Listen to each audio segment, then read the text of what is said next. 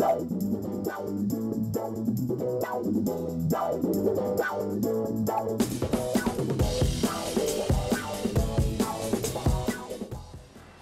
up, everybody? David and Marty here on the IGN Comic-Con balcony. We did it.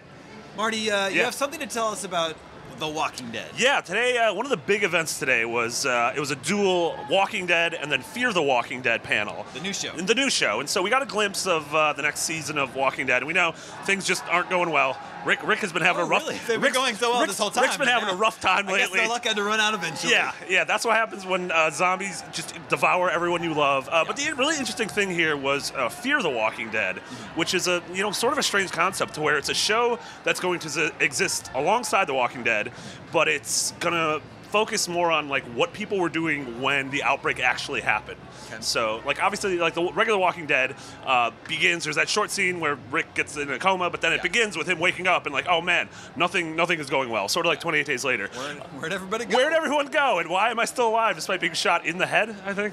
I don't know how that worked. But yeah, Fear the Walking Dead is it like you open on this like family in LA and like everything's fine and they're just like they're talking about school and they're talking about regular problems. But then it's really about like how civilization crumbled the moment the first person was infected and then the second and then it just extrapolated from there. And I don't know. I think it's a really an interesting thing. The Scottish are really enjoying it. I don't know if you're picking that up. The Scots are big zombie fans. Big zombie fans.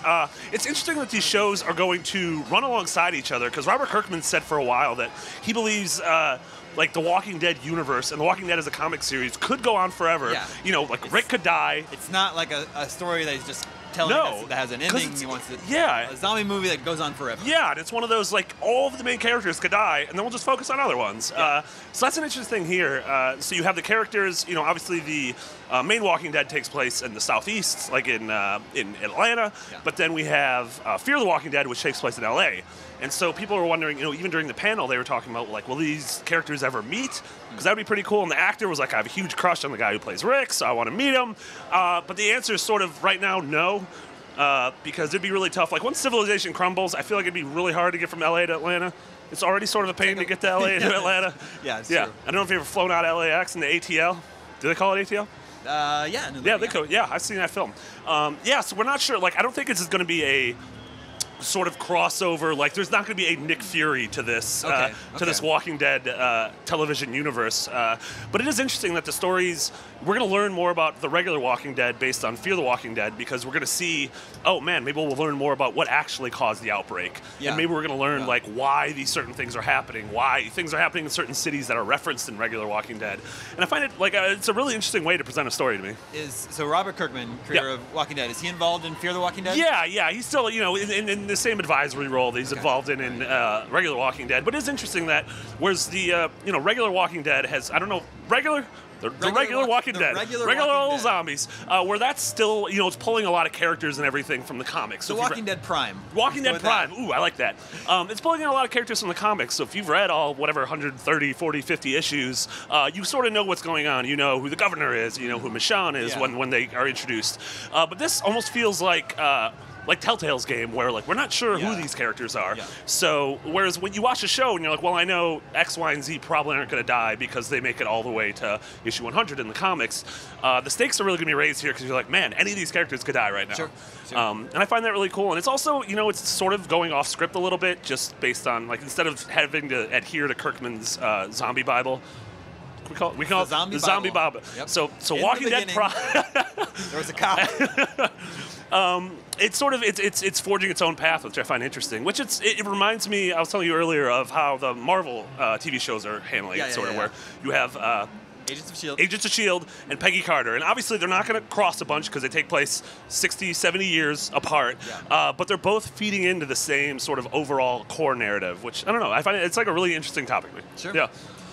You said there's a premiere date? It's coming in August 23rd, I believe. Is this also be on AMC? Yeah, AMC as well. So yeah, they're pretty good with the TV shows. They lost Breaking Bad, that was sad. But then they got Better Call Saul. But we lost Mad Men. Yeah. But now we have more zombies. Yeah. More zombies. They go for it. Yeah.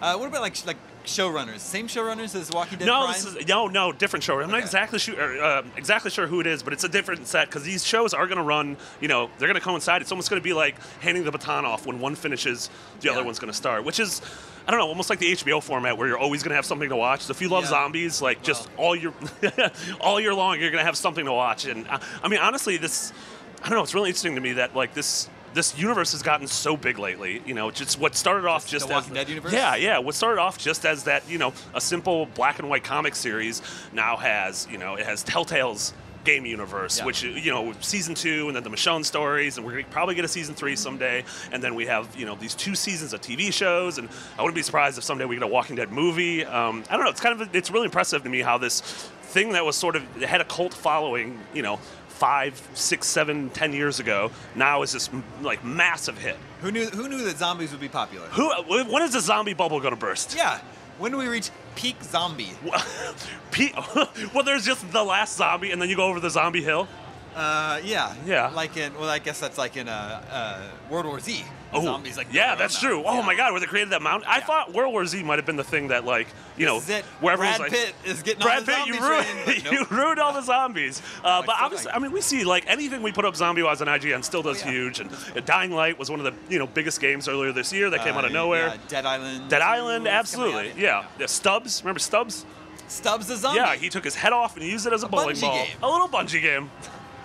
Yeah, a lot of zombie stuff. And you see here, even like, you're walking around here, and there are zombie cosplayers everywhere. There were zombie cosplayers at E3. Remember those guys? Those guys were scary. They like lunge. Well, you were on the live show the whole time. Yeah, I'm safe in here. Like, Let me ask you this. Comic-Con got to be one of the top 10 worst places for a zombie Holy moly. Because you wouldn't know who's a zombie. And also it would spread so fast because it's so packed in there. And then you'd be like, hey, you're a cop. And the guy's like, no, I'm just dressed as a cop. It's like, I'm a college student. I'm like, you have a sword. It's made of plastic. That could be awful. And we'd watch them. All the zombies would be flooding out from the convention center. I mean, but I feel like up here would be one of the safe. We could hole up in here. We'd be safe-ish unless they did the World War Z zombie ramp. Hopefully they're not fast zombies. Speaking of zombies, Naomi actually got to visit the Black Ops 3 Escape Room Challenge here at Comic-Con. Jealous. Let's check it out.